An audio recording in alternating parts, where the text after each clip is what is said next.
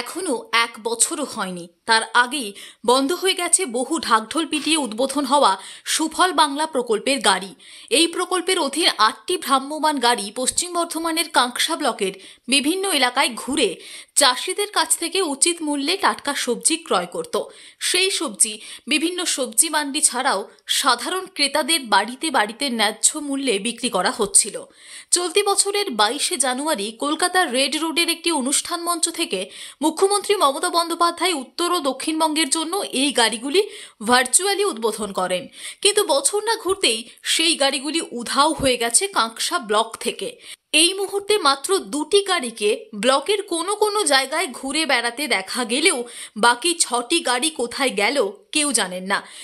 এইভাবে মাত্র কয়েক মাস চলার পরই কোনো প্রকল্পের মুখ থুবড়ে পড়ার ঘটনা নজিরবিহীন।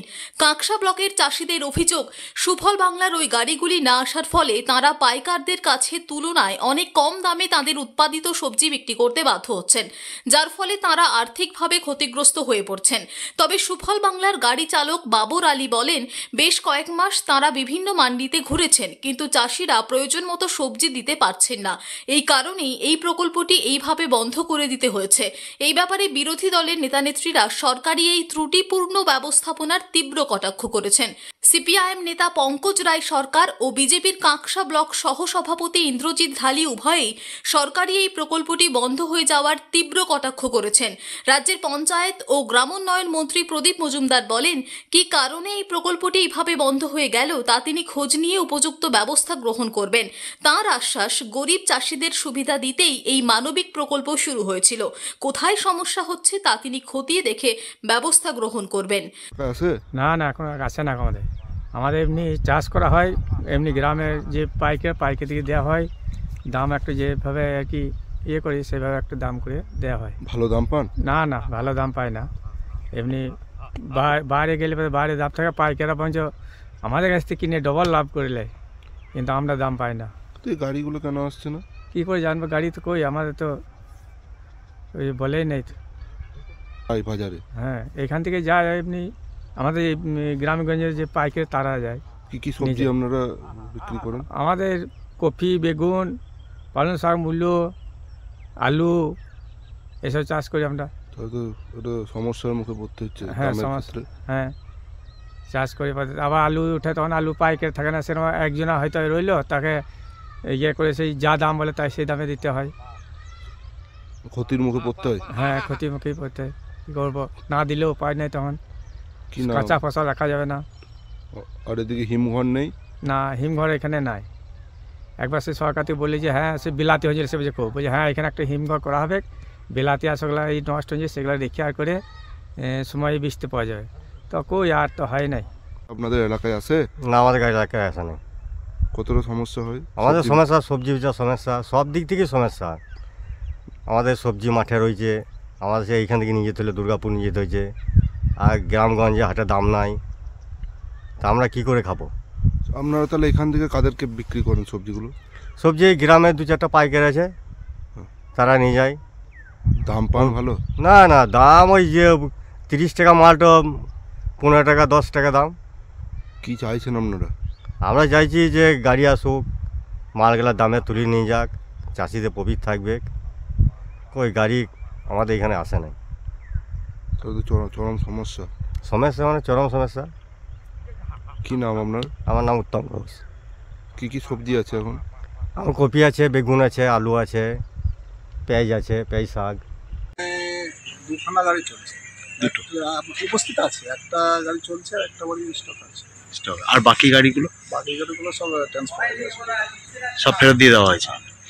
কোথাও কি কোনো সমস্যা হচ্ছে নাকি এখানে? সমস্যা বলতে গেলে এখানে চাষিরা মাল সেরকম পায় না, এখানে চাষিরা মাল দিতে আসছে না। এই কারণে আসে না। ওরা মানে 5 কিলো আমরা যদি মাল নিই, ওরা কিন্তু 5 কিলো মাল দিতে পারছে না, ওরা পুরোটাই মালটা, ওরা 20 কিলো আলু 50 কিলো আলু ওদের মালটা সবটাই নিতে। আচ্ছা, মানে কিন্তু আপনাদের গাড়িতে তো অত জায়গা নেই। অত জায়গা নেই, আমাদের অত এখনো বাড়াতে পারিনি, ওই জন্য মানে এই দুটো গাড়ি এখন কোথায় কোথায় পরিষেবা দিচ্ছে না? এই দুটো গাড়ি এখন দুর্গাপুরে পৌঁছে। দুটো গাড়ি দুটো গাড়ি দুর্গাপুরে করেছে দিচ্ছি এবং 4টে লোকেশন চলছে এখন উপস্থিত।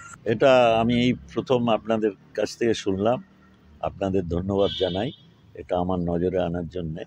আমি এ নিয়ে অনুসন্ধান করব এবং নিশ্চয়ই আমরা দেখব যাতে চাষিদের কোনো অসুবিধা না হয়।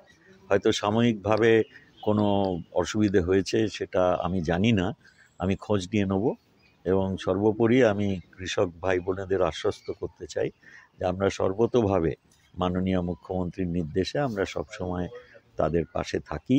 অতএব কোনো অসুবিধা যাতে না হয় বেশি দিনের জন্য আমরা সেদিকে লক্ষ্য রাখি।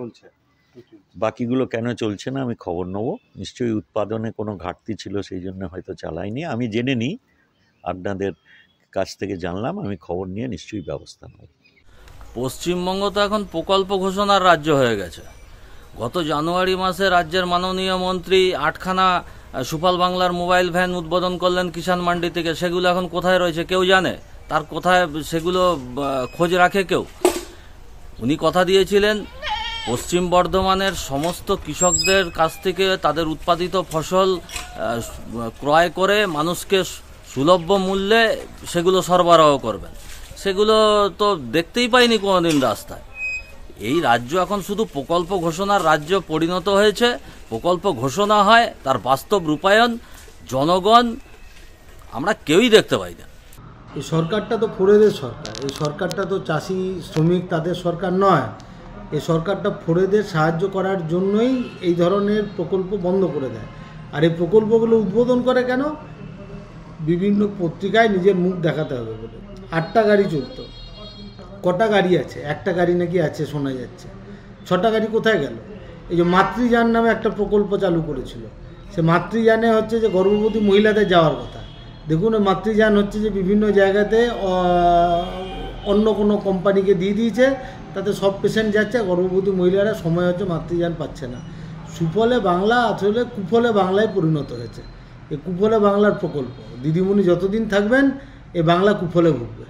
দুর্গাপুর থেকে নিজস্ব প্রতিনিধির রিপোর্ট, টিভি নিউজ 10।